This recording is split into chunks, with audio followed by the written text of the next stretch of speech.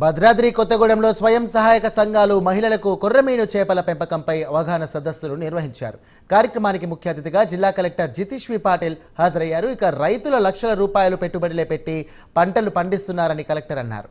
ఈ నేపథ్యంలో ప్రకృతి సహకరించక చీడపీడల కారణంగా రైతులు నష్టపోతున్నారని కలెక్టర్ తెలియజేశారు. దీంతో ఇంటిగ్రేటెడ్ ఫార్మింగ్ పై దృష్టి పెట్టాలని రైతులకు కలెక్టర్ ఈ సందర్భంగా సూచించారు.